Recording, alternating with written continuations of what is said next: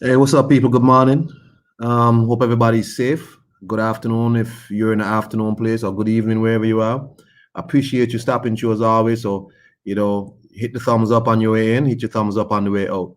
Leave your comments in the playback section of the recorded video if you have anything to say. I would really like to engage you in your conversation. If you have anything to add or anything you disagree on, feel free to add your comments to the comment section.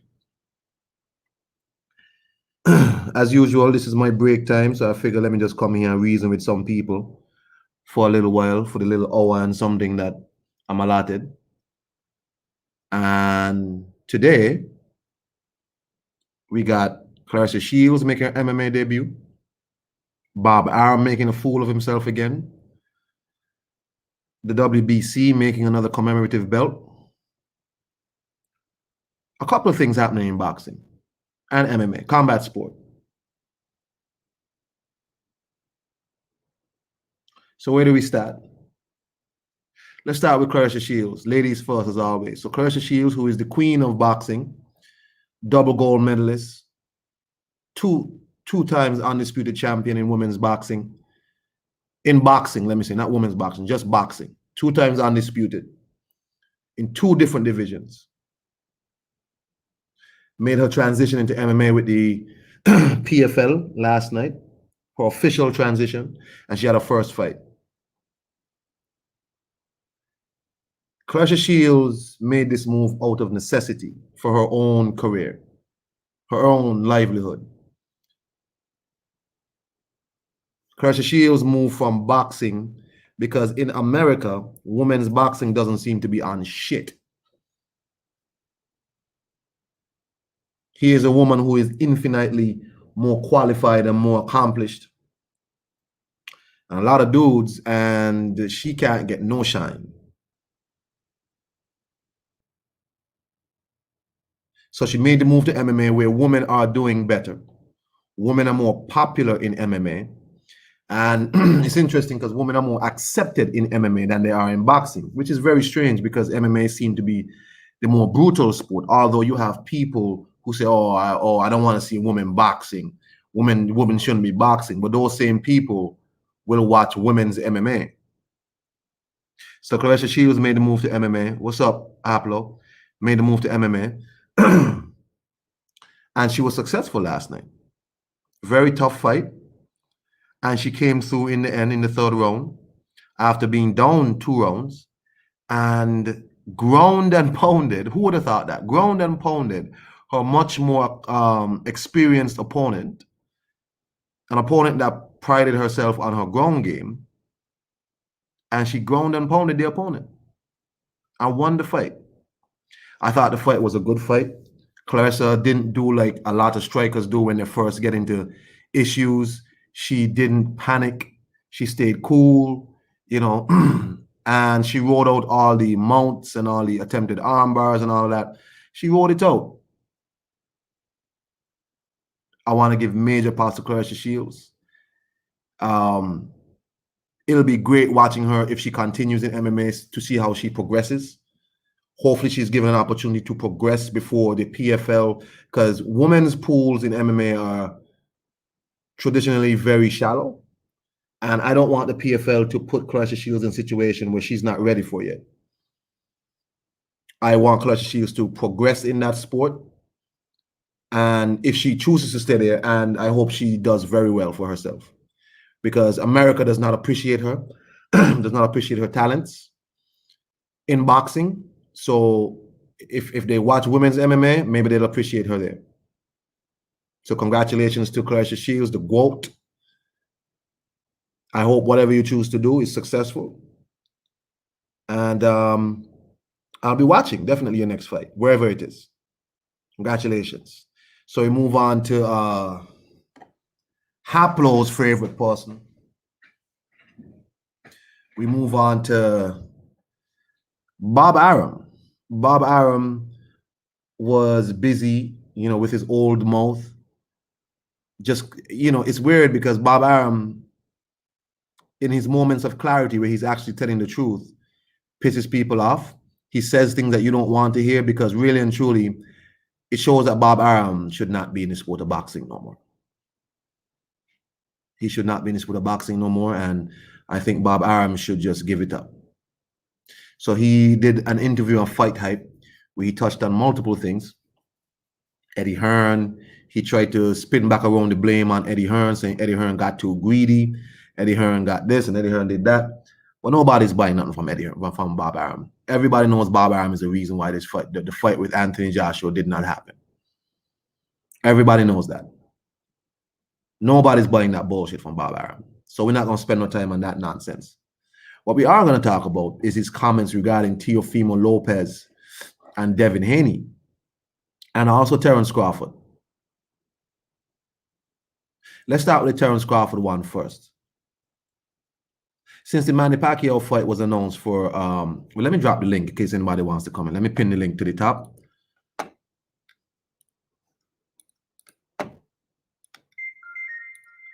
One second, I have a phone call.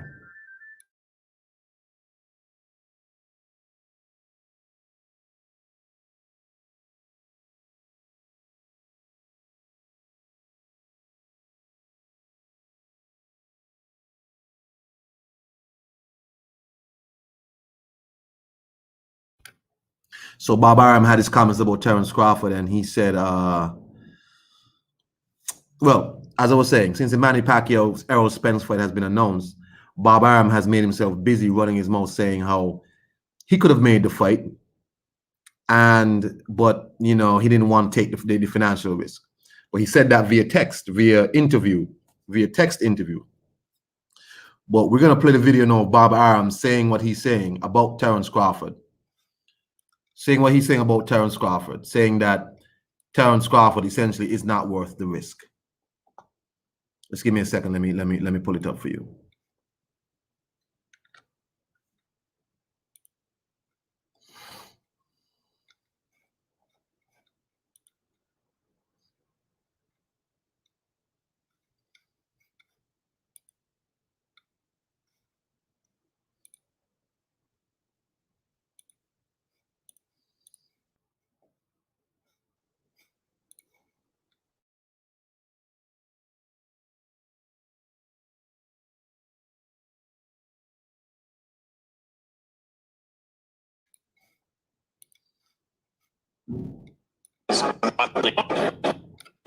Bob, I don't know if anyone's actually asked you this. What do you make of when people in boxing, other fighters, whomever, managers, they place the blame on you for Terence not getting the big fights and what happened? Well, they don't understand what the situation is.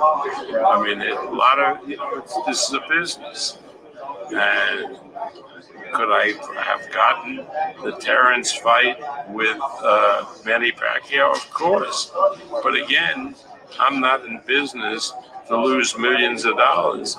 And when we estimated what it would do, you know, our figures showed that it would be a substantial loss. Now, I respect other promoters who run figures as well, and they show that there's an opportunity for a profit.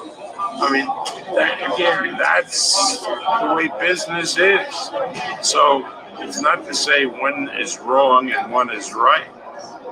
If BBC, whatever they're spending on the fight, is able to make a profit, great for them. Right. Great for them. Right. But I just think the risks are just much too great for us.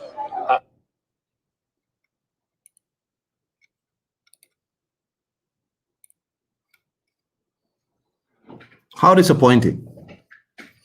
If you're Terence Crawford and you're hearing that, again, because this is not the first time he said that Terence Crawford is not worth the financial risk. If you're Terence Crawford and you're hearing that, what must be going through your mind? The idea that you don't back your fighter enough to get him a big fight like this because you don't want to take a financial risk. The idea that you've had Terence Crawford for how much ever years and you have not been able to promote him or do a remotely good enough job that you feel comfortable enough that you can put him in a fight with Manny Pacquiao. Manny Pacquiao, who brings his own fans there, who will follow him and will watch. The idea that you don't think you can make enough money back on that fight, it shows me Bob Arum is just not able to do the work necessary in today's game. Bob Arum stating that he gives PBC and them props for taking the risk for Errol Spence. But Bob Arum before was saying how, oh, Spence is ducking him and Spence, whatever. PBC is backing Errol Spence.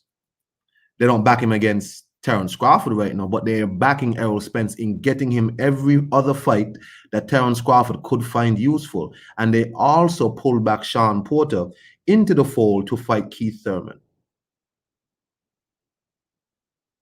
How disappointing. What's up, DT3? What's up, Boxing Lounge? The link's at the top of the page in case anybody wants to jump on with me.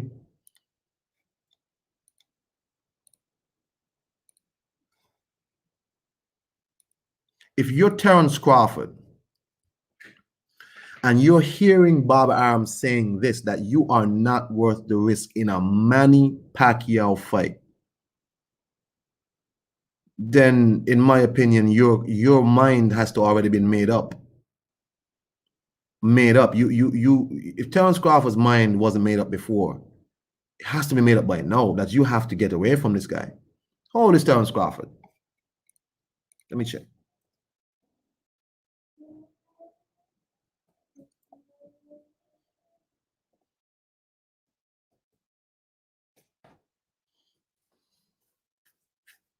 Terence Crawford is 33 years old. He's 33 years old. He's peaking right now in his career. Terence Crawford at 33 is peaking right now. He's either at his peak or he's very close to it.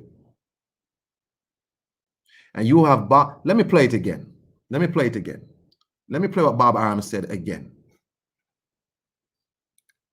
Bob, I don't know if anyone's actually asked you this. What do you make of when people in boxing, other fighters, other whomever, managers, they place the blame on you for Terence not getting the big fights and what happened? Well, they don't understand what the situation is. I mean, a lot of, this is a business. And could I have gotten the Terence fight with Manny Pacquiao? Of course. But again, I'm not in business to lose millions of dollars. And when we estimated what it would do, our figures showed that it would be a substantial loss. Now, I respect other promoters who run figures as well, and they show that there's an opportunity for a profit. I mean, again, that's the way business is. So it's not to say one is wrong and one is right. If BBC, whatever they're spending on the fight, is able to make a profit, great for them. Great for them. But I just think the risks are just much too great for us. Kid, the risks is too great to do a Manny Pacquiao versus Terence Crawford fight. Your opinion? Is 1-2 Kid there? What's happening? Hello? 1-2. Mic check, 1-2. Oh, 1-2 Kid is on mute now. Anyway, so that was Bob Arum again. I played it back for y'all to hear what the man said. I wanted to make sure I heard what he said. He said in no uncertain terms that yes, he could have made the fight, but it's too much of a risk. You're paying Terence Crawford what, $3 million, $4 million a fight? Here is Bob Arum, who had an undisputed fight and did a garbage job at trying to promote the fight or show the fight on any UK terrestrial broadcast. 1-2 Kid. You there, Con? Yeah, I'm there, brother. You heard Bob Arum just now? Yeah, man. Bud needs to leave, man. He needs to get out of Dodge. He don't need to be there. I don't care how much money he's getting paid. He need to get out of there, man. This guy don't want to invest in him. This guy don't want to promote him. Then he just standing around there getting paid. And it's just like, that ain't gonna help, man. That ain't gonna help your career, man. It's time to move forward. It's time to move on. I mean, the idea that Bob Arum is saying it's a risk. This is the Bob Arum we're talking about. Just had an undisputed fight with a popular fighter from the UK. Didn't promote the fight properly in the UK. Sorry. In the UK. Had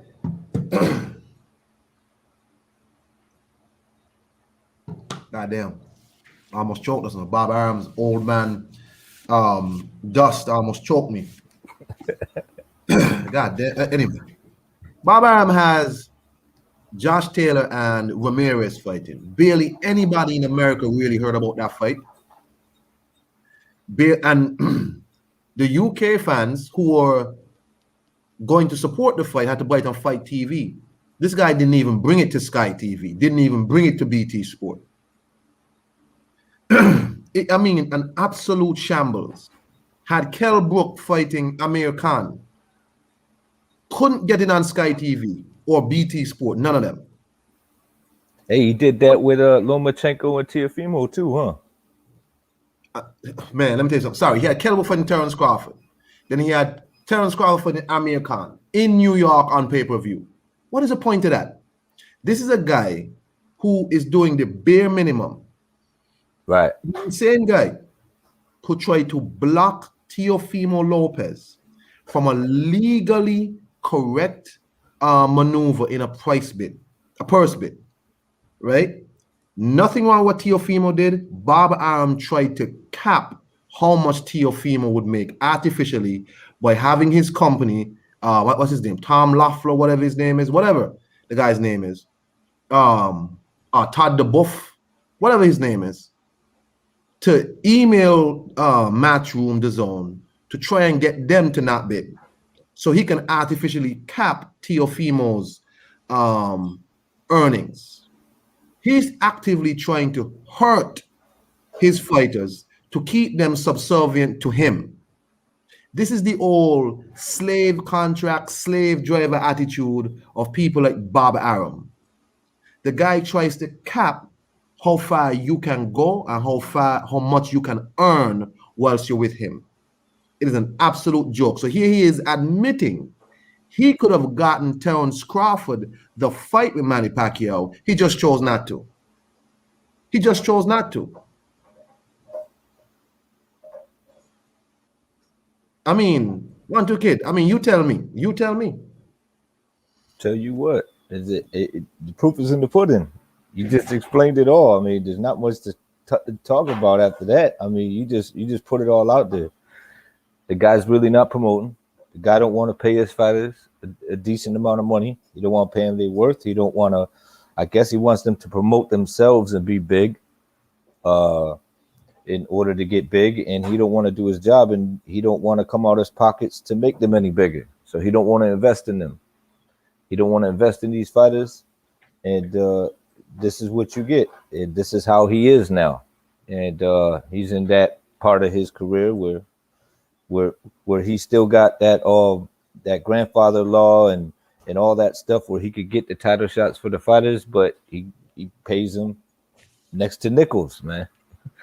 so this is what we got, man. This guy's not promoting the big fights. He's not trying to push the big fights. Kind of makes me wonder if he ever wanted the Earl Spence fight. But he doesn't have a problem working with PBC, I've seen. He's doing it again with Tyson Fury. Yes, sir. So yes, sir. I don't know how that didn't work out. And I think he gets a lot of flame for that, and he is well deserved. And I also feel like sometimes the PBC does like close to the same thing. You know, they don't get the big fights, but they get certain amount of money, but they're getting that buku money, and they're turning down big fights and big money on a regular basis. You know what I mean? That's sad, and they're happy doing so. With Bud Crawford, it's the opposite. He's not happy with that, but then again, he's not leaving. So, I don't know. He got to get out of there, man, and he keeps telling other people to take him. So I mean, that's not a place I'd want to be. But I think he's got Bob under some contracts too. So and Bob just got to deal with it till he's ready to move. He might have outsmarted Bob when it comes to the paperwork. You know what I mean? So I don't know, but I know you can't cross that guy because Teofimo is going to have a tough time getting a big fight after this Kambosos fight. Well, we're going to get into the Teofimo thing next because he said some things about Teofimo after and what Teofimo is going to be doing next, right? So, in case anybody's just joining us, we're discussing Bob Arum's interview where he touched on multiple things, one of which is Terence Crawford. I'm going to play the audio again so you can hear what Bob Arum said. Anybody who's just coming in, I see Shizbiz in here. I see John Deely in the house. And we're going to play the audio just for y'all.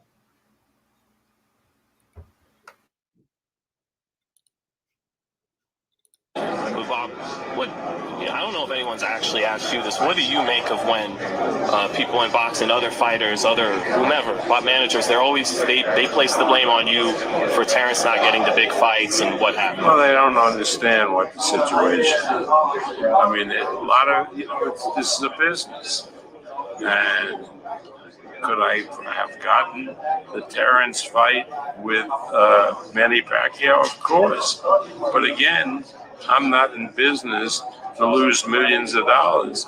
And when we estimated what it would do, our figures showed that it would be a substantial loss. Now, I respect other promoters who run figures as well, and they show that there's an opportunity for a profit. I mean, that's the way business is. So it's not to say one is wrong and one is right. If BBC, whatever they're spending on the fight, is able to make a profit, great for them. Great for them. Right. But I just think the risks are just much too great for us. And there you have Bob Arum giving props to PBC for running figures and taking a risk. You know who else took risks? Eddie Hearns has taken risks. He said that the entire fight camp cost him money last year, but he did it last year anyway. He spoke about how he took a lot of risk on Kell Brook and lost money almost every time.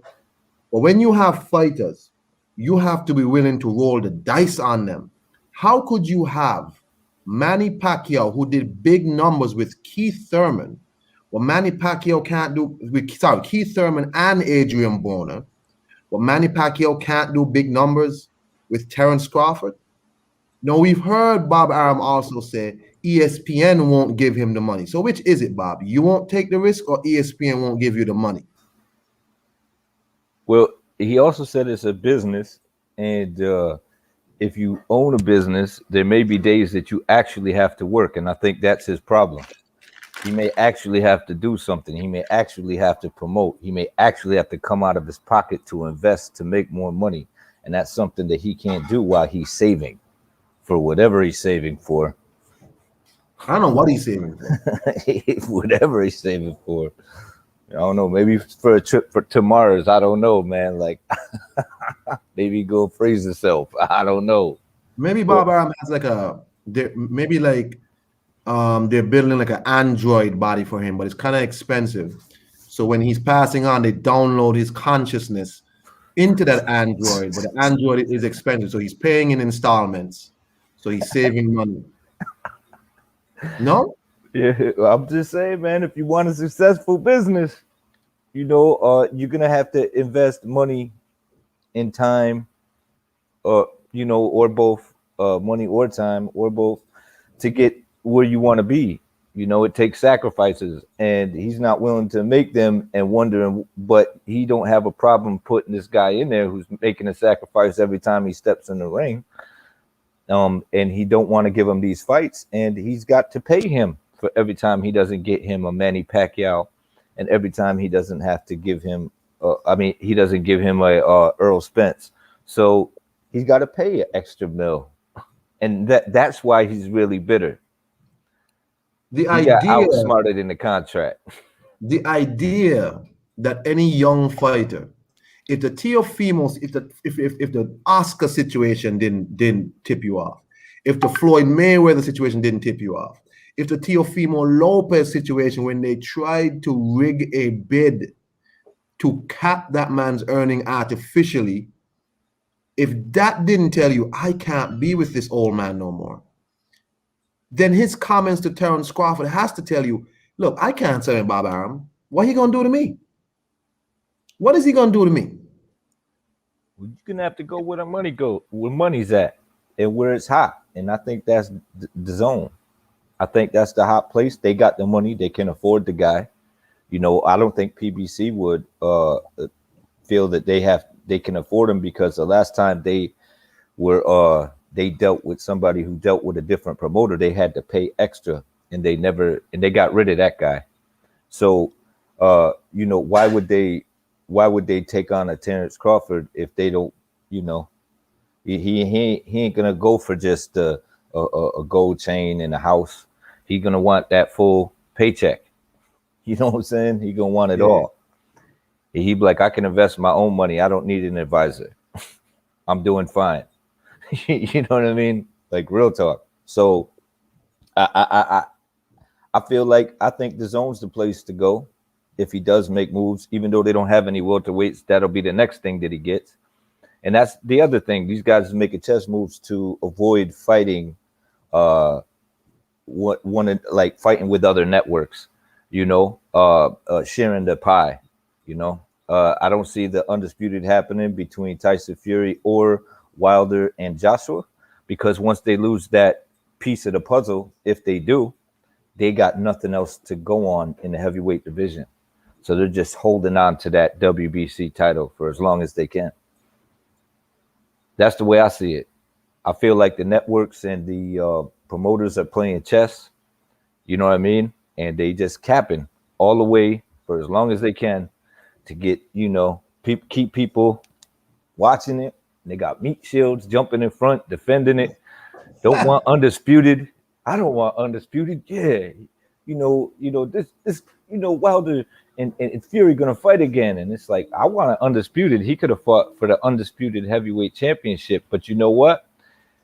I don't think his team believes in him to win it.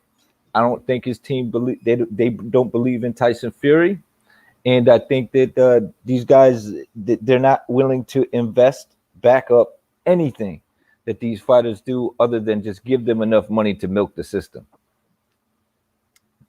I'm going to get into the next part of this Bob Arum flambeau here. He spoke about Devin Haney. If anybody wants me to replay the audio with Bob Arum talking about Terence Crawford, let me know. I'll play it over for you. But we're going to move on to the Devin Haney segment of this cookout. And Bob Arum has some very interesting things about Teofimo's future and Devin Haney. Let's hear it.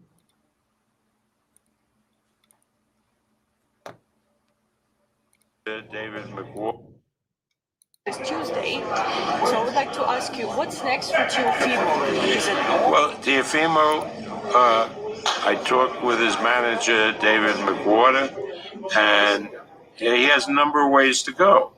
One, if he wants to do a lightweight fight, the best fight, as far as he wants to do pay-per-view, is Teofimo, is a rematch with Teofimo. I mean, with Lomachenko. That would do good business. But he may very well decide that his goal is to fight Josh Taylor, in which case I would put him in with one of our 140 pounders, like Julian Rodriguez or Jose Pedraza, whoever wins the fight on Saturday. That would be a very interesting fight with Teofimo either against Pedraza in the Garden in New York or against Julian Rodriguez. What about a fight with Devin Haney, who has Devin Haney? The problem with Devin Haney is he has 30 days that he has to talk to Eddie Hearn. And then after the 30 days, apparently Eddie Hearn has a right to match. It's too complicated if I have to get him in the ring in October, Teofimo, because Teofimo's wife is having a baby in November, and he wants to get that fight done before his child is born. So Devin Haney is going to be out of the picture for now because of the legalities. Tio seems to want it next. I don't care what anybody wants next, but there are contracts and there are problems in doing a lot of things. I mean, wanting, it's not like a baby who wants certain kind of ice cream, right? What about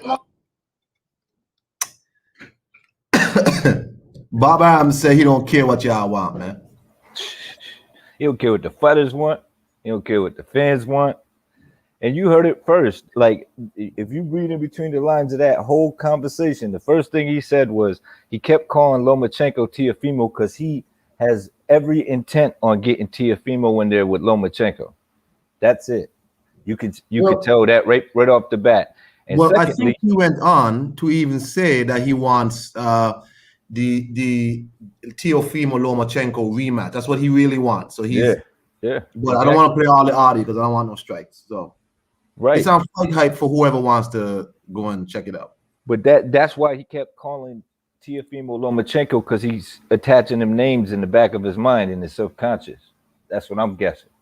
So that's the fight that you're probably gonna get, y'all, and it's something that Teofimo don't want, and that's why he's getting it. And he would like to move to 140, or he's talking like he would like to fight the Haney, which would mean he would be undisputed. But he came up with excuses for that right off the bat.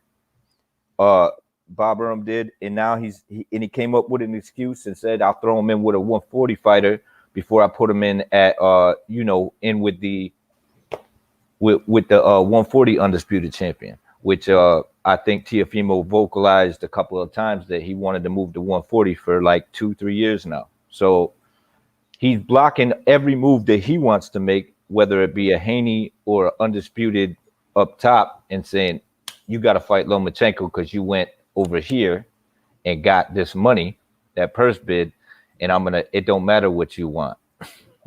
And so he's kind of like giving him a spanking. And that's not the type of promoter you want, because he don't work for you. He's working for himself, y'all. Bro. We had this conversation before when Teofimo had just beat Lomachenko. And we were saying, I remember like most of us were saying, like, if he moves to 140 and fights Josh Taylor immediately, then it makes sense. But if you're moving to 140, why not just stay at 135 and fight Devin Haney for undisputed? You're moving to 140 to fight Pedraza? Right. You know, it's just interesting hearing Bob Arum talk, right? And why would any fighter sign with Bob Arum? What is the point? For a title shot. Teofimo gonna have to say something, because Teofimo is adamant that it's gonna be Devin Haney's side that's gonna block this fight. Hold on, who's this coming in here? Who's this?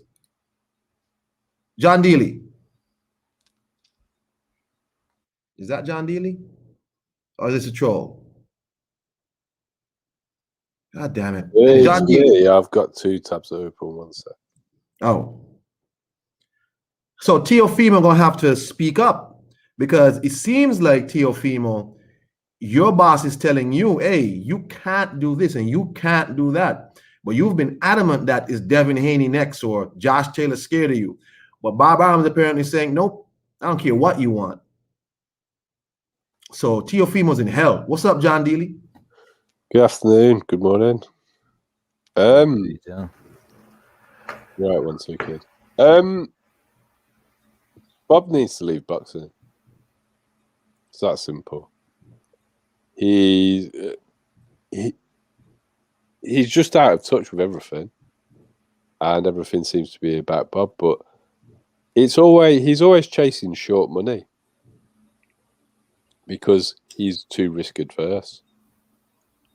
So if you look at people that do really well, you have to take risks, or you have to go out and actually sell. So if you don't think you can generate enough money from the American pay-per-view model, you need to try and do something a different way. Eddie Hearn just tried to deliver this with a big site fee for a fight that Bob is now trying to blame Eddie for. If you don't think Crawford Pacquiao is going to sell enough pay-per-views, why not find another way to do it? Why not try and get a big site fee? But that would mean going out and selling and doing some work, which Bob's too old to do. So he's just a hindrance to his own business and to the fighters that fight under his banner. But he wants to control everything, and he seems to want to take vengeance on anybody that gainsays what he wants to do. I also think... what's real funny though, John? Yeah, that you brought that up is that wasn't he criticizing Eddie Hearn about the American market, that he don't know nothing about the American market, but yet he's got these two American fighters in Teofimo and Bud Crawford, and they're not doing too well. Well, Bob's actually telling us that they don't sell. Then what's he know about the American market? Well, what he might be saying is true, but what he's ignoring is he's not doing any work to sell them to the public. That's a promoter's job, to promote his fighters. But Bob wants his fighters to promote themselves so he doesn't have to do anything, and then criticizes them for not doing that. Well, being that it's a business and he's in it for the business, he made that very clear, then you actually have to work at your business. And if you don't want to work at your business, you can't be mad that your business ain't doing well. Because not only are you hurting these fighters, which you think you just, you're getting back at them for whatever reason, but you're hurting your brand, bro. So that's why what he gets. He's too old to do the work. He's too old to get, like, selling involves putting yourself out there and putting the time in. Bob doesn't do that. All he does is rant and send out negative comments. Well, that's not selling. That's like the opposite of selling. People might criticize Eddie Hearn for talking a load of rubbish, but the rubbish that he's spinning is always positive stuff about his fighters and his shows, and he's out there putting it in everybody's face all the time. And when he's not doing it in the public, he is going to people that can provide site fees, network people, various different people, and selling to them. And he is honest about it. He's a salesman and he's off selling. That's what he does. Tony says, Bob is a great promoter and has a great eye for talent. He will get you to the top, but you will never make top shelf money with him. I think Bob Arum was a decent promoter who was lucky to get very good talent. He has a good eye for talent, which is not hard to have. And he was able to sell them a dream. But when they finally get with him and they want to really expand, they realize Bob Arum will not invest in them and they have to leave. You see, I have to totally disagree with what Tony Reviews is saying there. Having an eye for talent is not being a promoter. A promoter's job is to promote their fighter. So he holds his fighters back. He doesn't promote them. But what Bob doesn't seem to understand is he's holding himself back at the same time. Well, Top Rank seems to have done well, I guess, over the years. Yeah, they've done well, but look at what they've missed out on. I'm pretty certain Floyd didn't start making any money till he left. Yeah, Floyd didn't fight De La Hoya till he left. You know, really? That was after he left Bob? Yeah. Oh. Because he's the one that kept that fight from happening. Yeah. So he sells them a dream, But then when they get in there and they get where they start moving up, they realize that they're fighting for his dream. But this is the point, because if Bob was actually putting the work in, they'd both be making more money, because that Oscar fight was there, and Bob is too risk adverse to take the chance, or actually he's terrible at sales and he doesn't understand how to sell, because he put all of this money into Lomachenko, but Lomachenko doesn't draw flies. That's correct. He's I put wanna say- all this money into Tyson Fury and tried to promote Tyson Fury. Tyson Fury doesn't draw flies. Well, John, you have your opinions on the reason for that.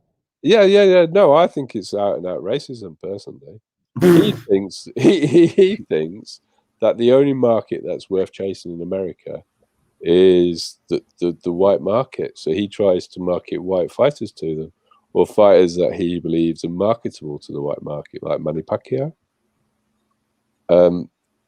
Look at his attitude when Rigondeaux beat Donaire. It's like yeah. Now, what had you done to promote Rigondeaux, Bob? That's your job. You're a promoter. Look at Eddie Hearn. Eddie Hearn will tell you his worst fight is fantastic. I'll tell you lots of reasons why you should spend money to go and see them. You might think Eddie Hearn's full of it for saying it, but he's doing his job. He's doing his job. He's doing his job. Yeah. Tony says he disagrees with you. Bob currently has most of the biggest Well, last names. time I checked, Canelo and AJ were signed to Matchroom, so I'd like to understand. He says he has most of the biggest names in boxing signed on an Well, that's too vague. just make money How many big fights is Bob putting on? How many large events is Bob doing? Because the last time I checked, the biggest event happened this year was Canelo versus Billy Joe Saunders, which was an in-house Matchroom fight. 1-2 Kid, you there, man? Yeah, I'm here, man. Black, what's up? I know what it is, man. This guy, none of these guys, these talented guys that he used to quote unquote promote, most of these guys promoted themselves when they were successful. And he had the Golden Boy. The Golden Boy was a gold medalist. The Golden Boy had the look. He had the it factor when he was bringing him up. So promotion and the fact that the man was talented, so he does have an eye for talent, no doubt. But who couldn't tell that Oscar De La Hoya wasn't talented at that point in time in his career? So I mean, if these guys don't do it for themselves, he's got a problem with it. If you notice, he talks about, Teofimo, he promotes himself, but he don't want to pay him. Bud, he promotes himself in the ring, not so much outside of the ring, and then he bitches about it. Like, all these things is, you need to know the weakness of your fighter. You know what I mean? Whether it's, they're not good at PR. You know what I mean? And that's when you got to step in and do your best to make sure that this guy gets the shine that he deserves. Maybe approach it at another angle. You know what I mean? Everyone's different. So you got to promote them a certain way. But he wants them to do all the work, and he don't want to pay them. That's why motherfuckers leave him. Mikey Garcia, Floyd Mayweather, Oscar De La Hoya, Manny Pacquiao. Manny Pacquiao. Yeah, Manny Pacquiao. And all the big names have left. And he wrote Manny off. And Manny's one of the hottest things in the welterweight division right now. He wrote this dude off after his loss. He wanted nothing to do with this guy. And Black just put a fantastic comment in the chat that Bob put on the only undisputed fight this year. Look at the promotion of that event. Look at it. That event had no buzz outside of hardcore boxing. And it was a fan-friendly fight that could have drawn in the casuals. What did Bob actually do to sell that fight? When did we hear Bob talking about that fight? What did Bob do to actually sell the fight? Let me speak about this, Tony. I don't think Bob is a great promoter at all. Bob doesn't promote anything. Bob speaks about how he has the biggest megaphone in America, ESPN. Everybody has ESPN at some, I have ESPN Latin America. Some people might have ESPN Europe or UK, whatever. Do you see much of anything about boxing on ESPN? We just spoke about the undisputed fight, which was supposed to be a ginormous fight. I think Uli X Game said it right, off of Eddie and Richard's work in the Super Series, right? That fight was sold because of the big Prograis fight, the big Prograis versus Josh Taylor fight. It was sold because of how Ramirez beat Hooker over at the zone, and then Bob Arum took up the ball and then just dropped the ball. Bob, that fight was supposed to be ginormous. You have two markets that are very much dedicated to boxing in the UK market and the Mexican market, and that had zero promotion. Zero. You had, Bob Arum didn't even try and approach Sky or BT. Nobody bought that fight. In America, no buzz. Nothing. You didn't see anything extra. Even leading up to the fight week, it was quiet, dead quiet. Nothing happening for that fight. I tell you one goddamn thing. Eddie Hearn's worst cards that he put on had more buzz than that. Eddie Hearn puts on Derek Chisora versus Joseph Parker, and people are talking about it. Why? Because Eddie's out there chatting shit. That's his job. He chats shit. He's not a great promoter. He sells people good dreams. People are hooked on a top-ranked name, but he doesn't promote. He does not promote. You show me somebody on the top rank who's properly promoted in the truest sense of the word. I don't think so at all. One kid's point's the best point. The best promoted fighters that Bob ever has anything to do with are self-promoted, sure things. Because Bob is not a salesman. He couldn't sell water to a man dying of thirst. And he doesn't want to try. I'll put it like this. He's not even promoting the Wilder fight. He let Eddie do that. Big facts.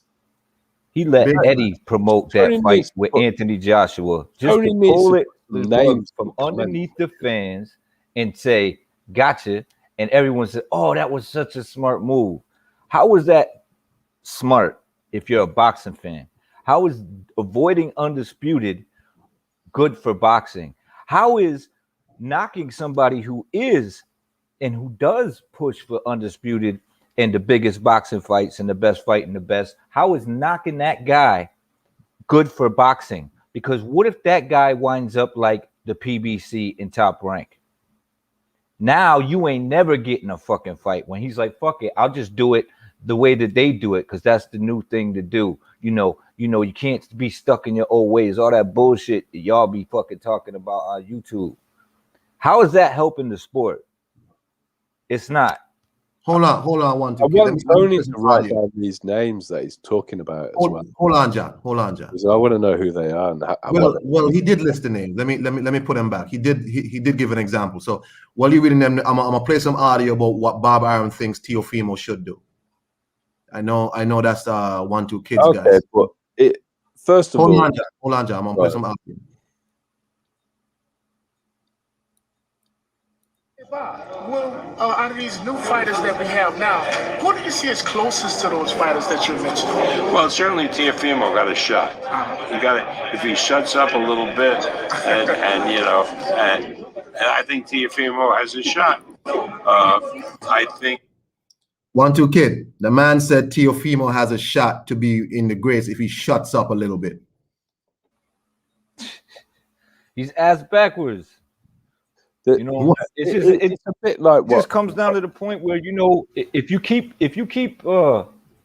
it's actually something that he wants. He's just playing games, man. He's just playing games. Like if he tells him to shut up, he's just telling him to shut up about shit about him. That's basically what he's saying. Like we know damn well that Teofimo pretty much promotes himself and has been promoting himself. Him and his dad been doing a fantastic job promoting themselves up to the Lomachenko fight.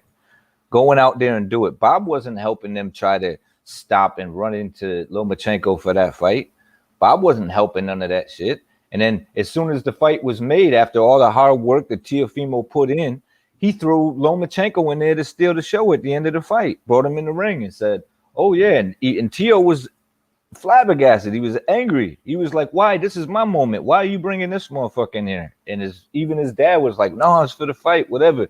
But you see what I mean? He wanted to make Lomachenko the face of that fight. And to this day, that's what he's doing. That's why he can't pull their names apart. Like, I know exactly what he's doing. Hold on. Black, what's up? What's good? What's good? 1, 2, John Daly, Iron Kong, the whole chat, and everybody catching playback. What's going on? Your comments. We just played audio from Bob talking about Terrence Crawford. We played audio about Bob talking about Devin Haney, and he just told Teofimo to shut up. Any comments? You want to hear anything else? No, man. I think I heard enough to know that it's just Bob being Bob, man. I heard a lot of bullshit from Bob. Of course, I've been hearing a lot of bullshit from Team Teofimo Lopez. And then also I heard some bullshit from Lomachenko as well in a recent interview, man. So I don't know, man. It's just it's ugly over there on the Top Rank side. And I agree wholeheartedly with what 1, 2 was saying about Bob Arum, man. This guy, he don't promote shit. He's better off having a podcast talking about all the fighters that he had and just talk shit about them. And I think it'll do good on YouTube. Just start a podcast, Top Rank Slander or some shit, and just talk about all the former fighters you had, Manny, Floyd, talk about Bud Crawford while he's still unstable, talk about T.O. while he's still unstable, Lomachenko. That guy is just a joke, man. He's an absolute joke. But hey, if you want to start telling his fighters to shut up and whatever, hey man, that's just Bob being Bob, man. So Old Fart Promotions. This dude, man, he just get on there and just bitch. That's how all his fucking podcasts would start. What the fuck? Yeah. Just like when dude. Talent. When He's did not Bob promoting, just talking shit. When did Bob put on a fight that did good numbers last? Like, he might have a whole load of good fighters signed to his stable, but A, a lot of them are too inactive, and B, when they do fight, there's no buzz around the fights. I'll tell you what, it's when Manny fought Horn and the numbers didn't do so well, and they just made a little drop, and he seen that Manny had trouble, Manny was gone. He was no longer a safe bet for Bob. And look at him now. So that's what he gets. Just like Mayweather, look what he gets. Just like De La Hoya, that's what he gets. Mikey can fight anybody he wants in any weight he wants as soon as he left Bob. Because he couldn't get a Lomachenko fight. Him and Lomachenko couldn't get in the ring. Because, maybe it wasn't either one of those fighters. Maybe it was Bob. I think it's Bob a lot of the time. I think it's Bob why we didn't get the Anthony Joshua Tyson Fury fight. It's why we haven't had Manny Crawford. I don't know about Spence Crawford. I think that's both sides. But Bob is a problem. He just needs to leave. Yeah, it's like if somebody's name get big, Bob and Aaron want to make sure, like, look, if this name is getting too much buzz on my stable, I gotta tear him down. You know what I mean? So that's what I don't understand. How is he supposed to make money off these fighters if they don't do big numbers? And I'm hearing comments from Tony Reviews about how he's got the biggest names in certain weights. Tony's confused. He's got the best fighters in those weights, but those fighters don't sell Tony. And Bob's doing nothing to sell them, and that's Bob's job. Damn. Right. I agree. A lot more popular selling. I think any young fighter watching this, as I said before, you have to ask yourself a question. What am I doing with Bob Arum? I think Bob Arum is completely out of touch with marketing today. And as much as people, I realize some people now have started to say, Eddie Hearn might be the guy right now. Because Eddie Hearn actually sells his fights. Eddie Hearn actually tries to make you feel like people are better than they really are. That's his job. That's promotion, right? You know, you have Lomachenko, a guy who you try to call a matrix and all of this. This guy is bombing everywhere. Lomachenko bombed. I mean, I don't know any fight Lomachenko did that did great numbers anywhere. Maybe the Rigondeaux fight. I mean, maybe that. But what was that? But any fight really after that, Lomachenko didn't do no big numbers. You can't put Lomachenko on no pay-per-view. He bombed in the UK, which loves boxing. How did him and Linares do? That didn't do good numbers? I don't think so. I don't think that did no great numbers. Did decent, but it's like Linares has got a name as well, so some of those numbers are from Linares. Bob Arum has a way where, like, he's mad at he's Terence Crawford. Man, if you've had Terence Crawford for all these years, a man who's knocking out everybody he's fought, and you're saying you won't take a risk on Terence Crawford to fight Manny Pacquiao because it might not be financially feasible, then you've done a bad job at promoting. Terence Crawford against Manny Pacquiao is a big time fight. And the thing is, he just doesn't want to take the risk, and he doesn't want to do the work to sell the fight. The thing is, he never has done. He's never done it. So let's have a look at historical fights that Bob's associated with. Like, Don King will have been the person selling those fights to raise the money for the site fees. Yes, sir. Bob would have been doing the legal aspects. Look at the work. Whatever you think about Don King. Maybe he didn't want to give the privilege of beating Pacquiao on his exit out of Top Rank. You know what I'm saying? Yeah, but the thing is, that's just stupid, because if you were in business to make money, you would be working out how you could make a lot of money out of that fight and tie the winner into a further contract extension. He probably told him, the only way you get the fight is extend your promo with me. But that's the Don King 101, isn't it? He puts on a massive fight, big purses, and the winner is, if you take the fight, you're tied into being a Don King fighter if you win. You just don't want to put in the work, yo. It'd be easy to promote a Bud Crawford. It'd be easy to promote a Bud Crawford, to be honest with you. You just change up his name, call him the Quiet Assassin. You know. Hey, go ahead. Go ahead, talk. I'll be back. You get up there, because what does Bud Crawford do as a fighter that is not good for boxing? Even when they're doing the promotions for the fight and they're having they're sitting down and they're talking, the fighters are talking. He's like, I'll hurt this dude, because the dude starts talking shit. And he just stays quiet and he's like, okay, I'm going to hurt you. Then he gets in there and he does it. Isn't that what you want? Don't you want that Clubber Lang shit? What is there to not like? You know what I'm saying? That's what I like.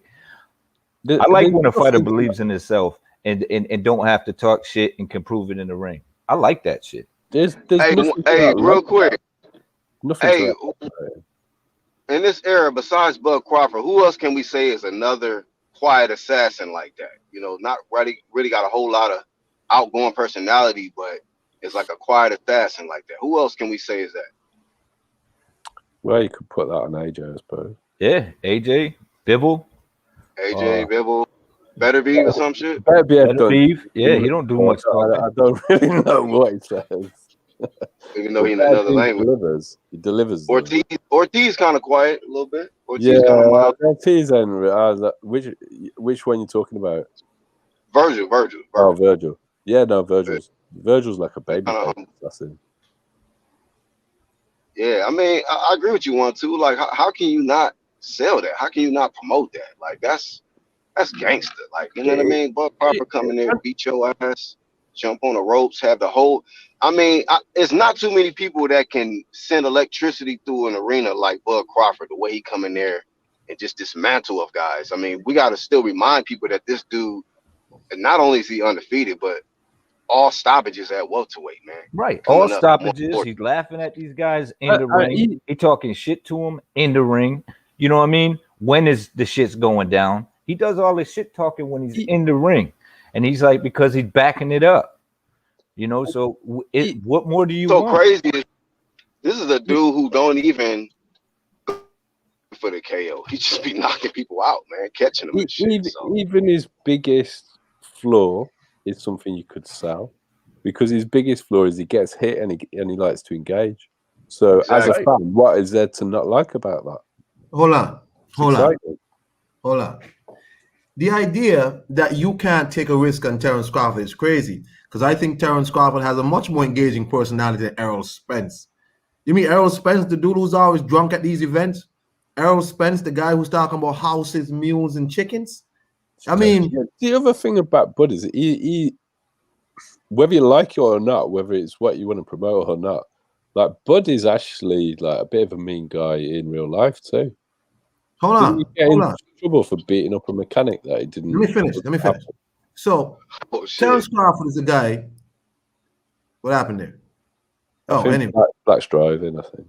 Okay. Terence Crawford is the guy, who told Benavidez, hey, focus on the fight before you don't make it to the fight. He swung on Benavidez. This man has, his exchanges with Kell Brook and all these people. He talks a lot of shit. He has a much more engaging personality than Errol Spence. But the PBC back Errol Spence. They back Errol Spence. That's their guy. They grew Errol Spence from nothing to this. They grew him. However we feel about Errol Spence and his direction, PBC has backed Errol Spence. They also withdrew Sean Porter out of any possible contention to fight Bud, to make Sean Porter going to fight Keith Thurman for a second time. A rematch nobody wanted, but they're now going to put Bud in a situation where you're going to have to make a decision. Bob Arum said in the same interview that Bud is going to fight in October.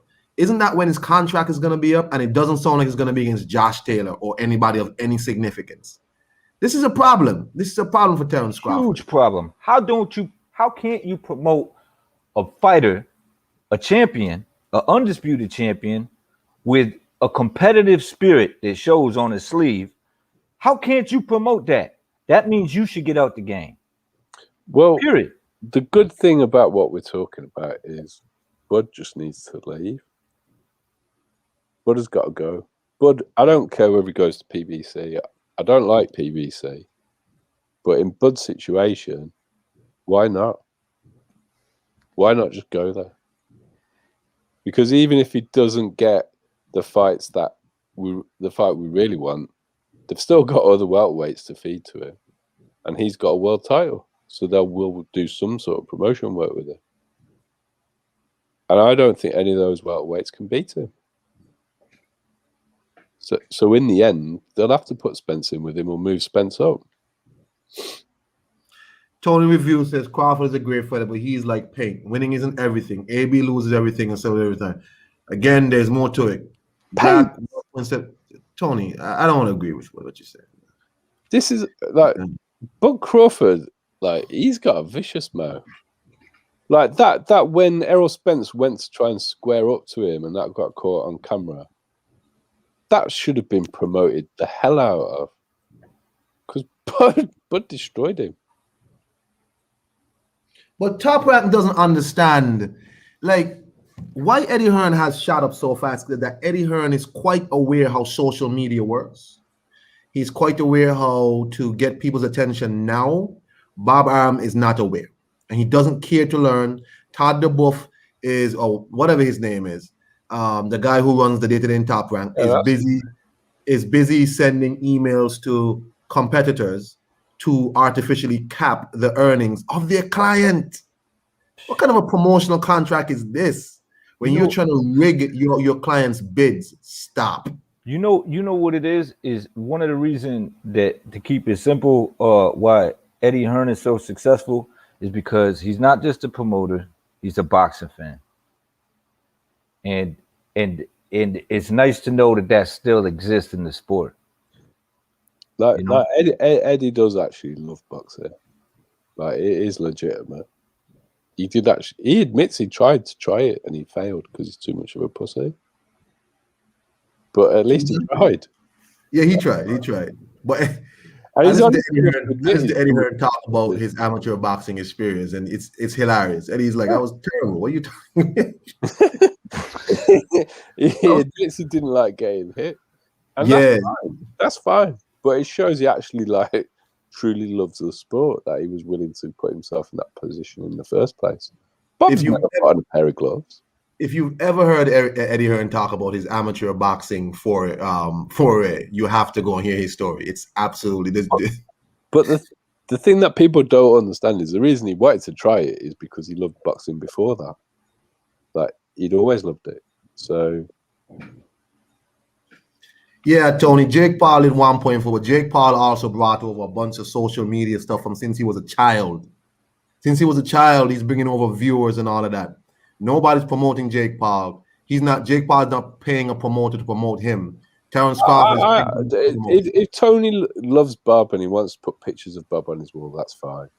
It's like, Eddie's got shortcomings. There's lots of things Eddie does I'm not happy about, and I'm happy to criticize him for them.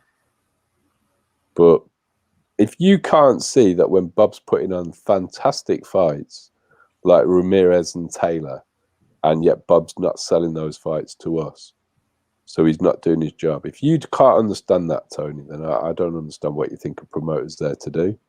Maybe you think promoter's job is to find really good fighters, tie them into unfavorable contracts, and then not put them in the fights that we want to see. If that's your definition of a good promoter, then Bob's your man.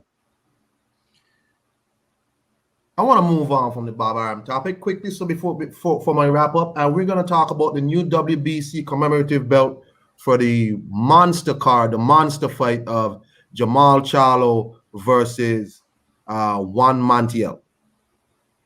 And the WBC have released images of their new prize belt for that fight.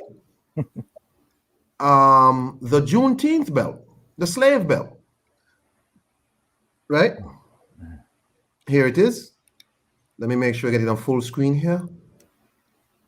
In case anybody doesn't know, Juneteenth is a celebration of when places like Texas finally let go of their enslaved people, even after the Emancipation Proclamation was read. And Mauricio Suleiman thought it best to put this belt together to give to the winner of Jamal Charlo versus Montiel.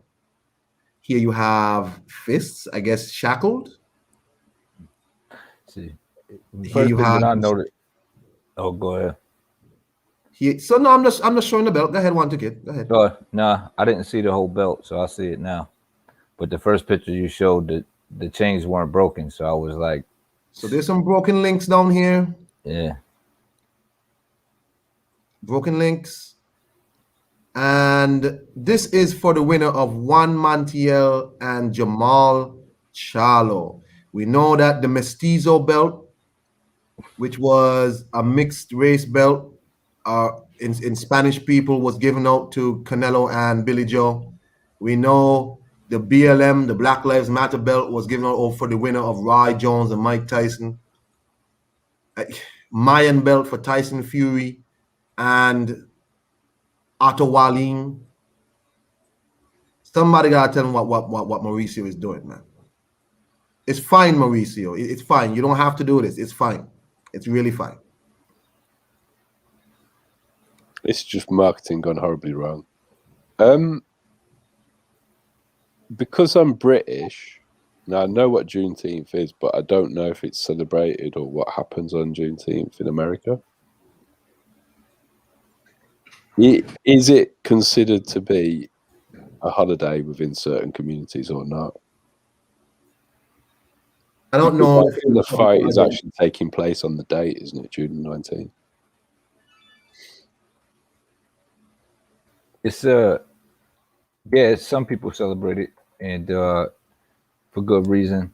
But I don't think it's an authentic thing upon by Suleiman doing it. I don't think there's any authenticity in what he's doing. Well, apart from anything else, what happens if Montiel wins? Like, I don't really understand why he thought it was a good idea to make a belt to commemorate. Well, what happened? Tyson Fury put up the Mayan belt for two non-Mayan people to fight for. So what? Tyson Fury is a Mayan belt champion.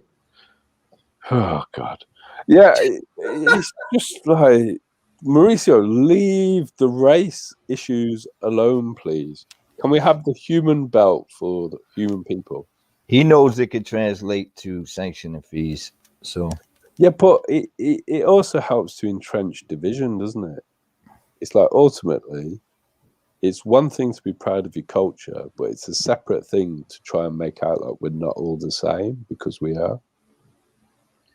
Bro, I don't know if these are actual sanctioning fee belts or just commemorative belts, but thank you, Mauricio. We don't need any more. I understand that you like to put art into your stuff, but every once in a while, you can just, it's fine. You have a diamond belt, you have all this. It's fine, man. Can you just leave race out of it, though? Why does he have to bring race into it? Yeah, you can leave that franchise belt out, too. You can get rid of that shit while you're at it. Well, that is for sanctioning fees, though, 1-2. So that's yeah, that shit should get. That's all it's for. By his own admission. That's why it's about that one. That way. Yeah, I don't buy into this shit. I think this is just another slick talking motherfucker in boxing. That just we heard him weasel his way out of every situation when it came to that franchise belt, when it came to Teofimo and to Lomachenko and to Devin Haney. We heard him say, well, he's the champion. Everyone's the champion here, which is just bullshit. It's bullshit. So, I just would like it back to, it'd be nice to have a hold on what you're watching in the fight. I mean, you don't want to be, you go to a fight and you with a casual fan say he's the champ. No, actually, he's the interim champ that's going to fight this champ. And eventually he might get a shot at the franchise championship, but not the real championship. So he won't be an undisputed champion. But according to these guys, he is undisputed. Like, who the fuck is going to want to go to a fight after you explain to him what fucking boxing is doing?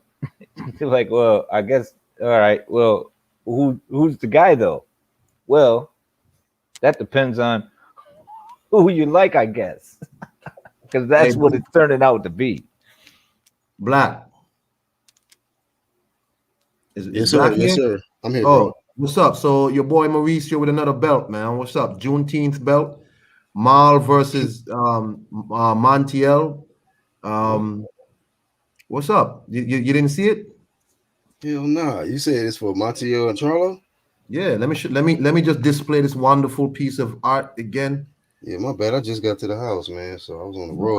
problem. I mean, I always like showing y'all. It's Friday. Go and give it to us, man. Be a giver. Here you go. What in the? This is the Juneteenth belt. That's gonna be up for grabs with Montiel versus Jamal Charlo. I'm not sure what's so special about that fight. I know what's special about Juneteenth, but here you have some handshaking, some belts, some chains being broken, some fists in shackles. Your thoughts? Damn. What is this for again? Juneteenth for the Mal versus Montiel fight. But break down the significance of this Juneteenth. Of Juneteenth? Yeah. Well, Juneteenth was when places like Texas were forced to finally free their enslaved people. I think it is specifically Texas, isn't it? Because they right. State to do it. Some people refuse to give. Oh, so there's some shit I'm supposed to know because I live here and shit. But go ahead and teach me. It's the Independence Day of kind of like it's a holiday for the end of slavery. Well, in Texas, emancipation. Yeah, so they need to have a Juneteenth belt for top rank fighters. So if you have a problem with this belt, you sir are a racist. You goddamn right, you're a racist. You are a racist.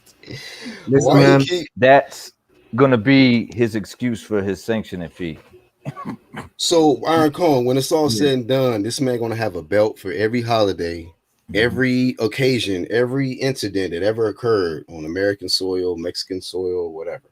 Well, let's tick them off, right? So recently he had the Mestizo belt, which is the Spanish mixed race belt, Spanish indigenous mixed race belt.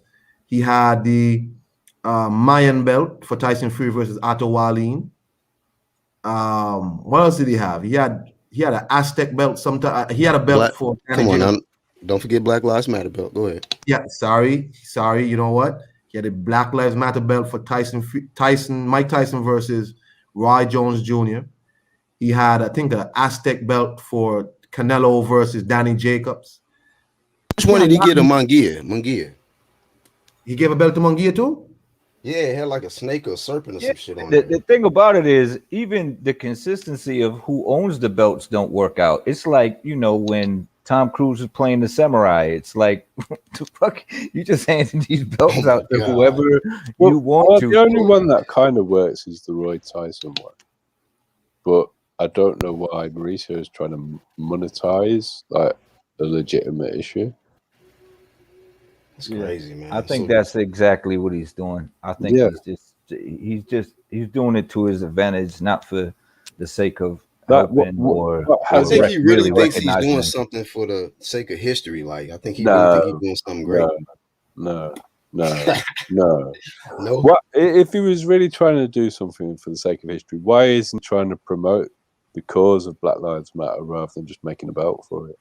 What has he done to reduce racism in boxing, or what contributions has he made to help highlight the issues that are being faced by Black Americans in America? He made a belt. What's wrong with you? Look here. Exactly. He's trying to monetize it for his own purposes. Look here. So for Black, the WBO actually got pissed off at them for the Jaime belt. It's like he also got a Mayan belt. So they gave him a Mayan belt also for a fight with Patrick Alati or something like that there. So he just has like people making up shit like this all the time. He has them in like a draw. He just pulls them out, just kind of digs his hand through, and just pulls on like, oh shit, this will work. You know what I'm saying? Look here. Juneteenth is a very serious situation. And I don't appreciate Mauricio Suleiman having a fight like this when we all know the Black American versus Mexican thing is big in boxing. That's been going on for a long time. Could we please not exacerbate and don't use very serious historical moments in Black history, in American history, to push your WBC supremacy nonsense? I'm really not interested. I'm not interested.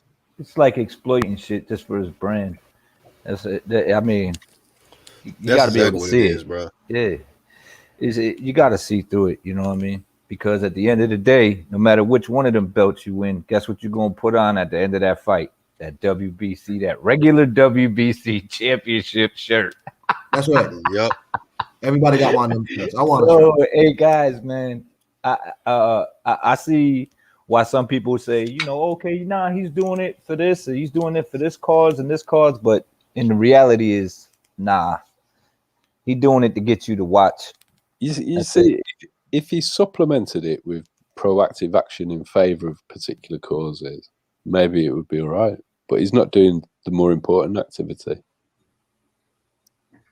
You know, if he was promoting the causes properly, then maybe it would be okay to do the belt. But Mauricio just wants to do the belt. He doesn't want to either put his hand in his pocket and spend some money on trying to promote these real issues and find resolutions.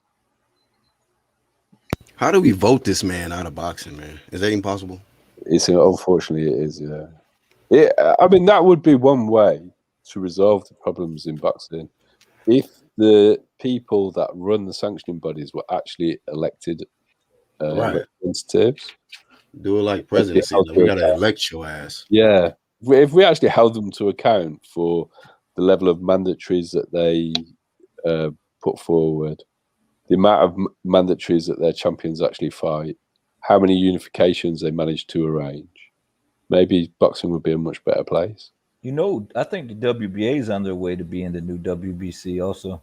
I think they're following lead because that's just it. They just gave that belt to Ugas and then they said, nah, we can't have it. Right. We're giving it back to Manny. He ain't got to fight you or nothing. Yeah, but it's not. I mean, it's like they down.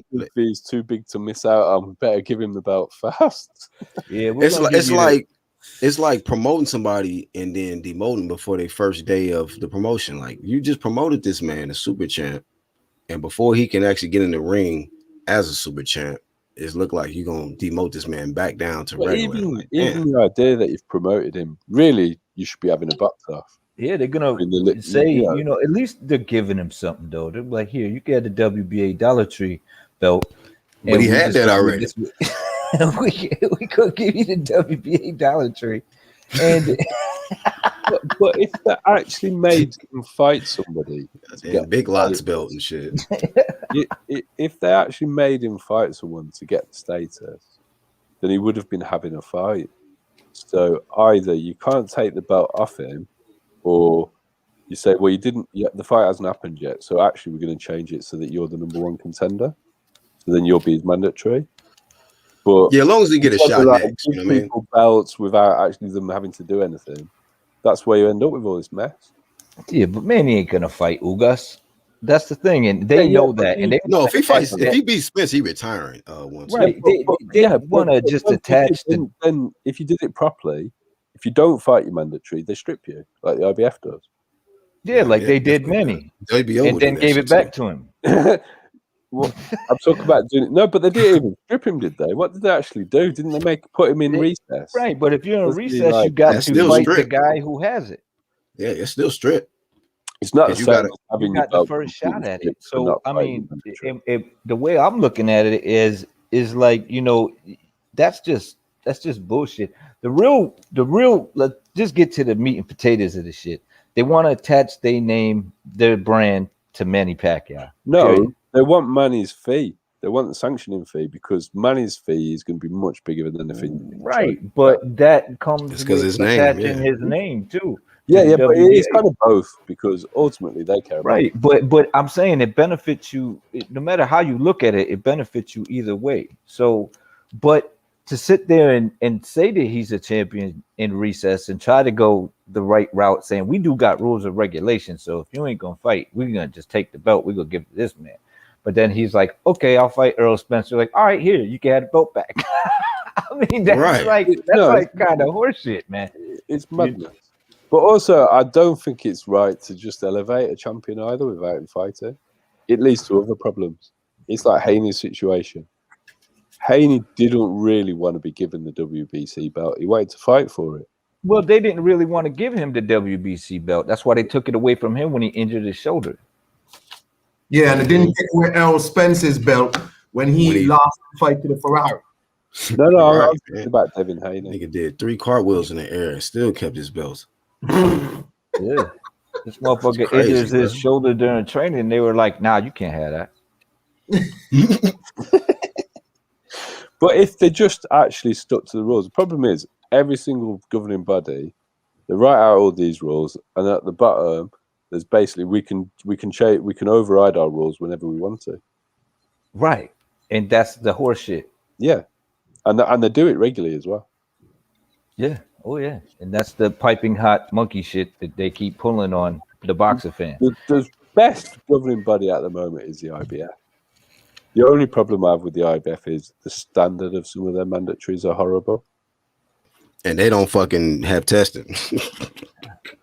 They don't enforce no kind of test. Yeah, but it'd probably be the IBO, but nobody recognizes it. Really. Right, the IBO is low key, probably the best. You know what I mean, as far as like fair ranking.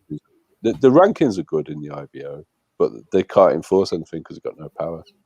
Whereas the IBF, they will strip you if you don't fight your mandatory. You have to do it.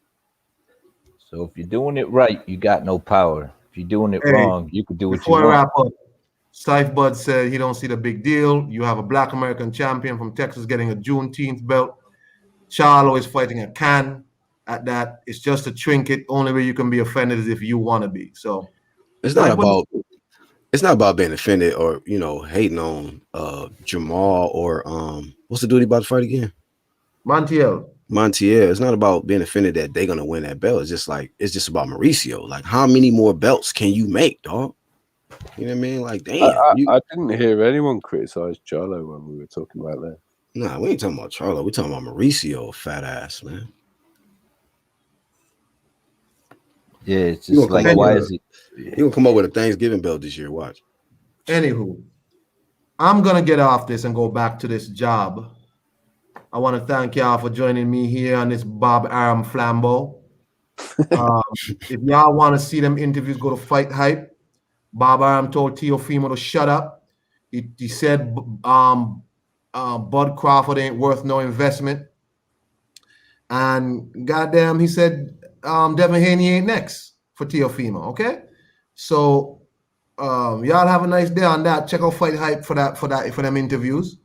And that's it for me. Anything from you, John Dealey? Just thanks for having me on. Bob should sign one of them Paul boys if he's got such problems with all these fighters. Then they promote themselves and they make big money. He won't lose on his investment. Black. Shout out to Red Glove Militant. I'm promoting fam, and I'm not talking about fam like the way y'all know it. I'm talking about fuck all Mauricio. So yeah, promoting that all day. And shout out to the whole UGC. Big ups to Iron Kong having us on, man. Thank you, bro. Yeah, man. Hey, peace to everybody, man. Y'all have a nice day. Peace, A great day.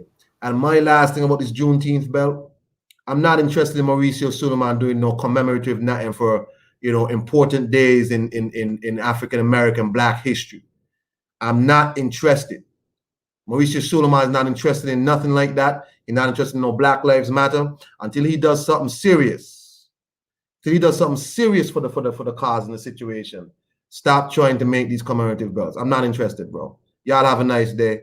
Peace out, man.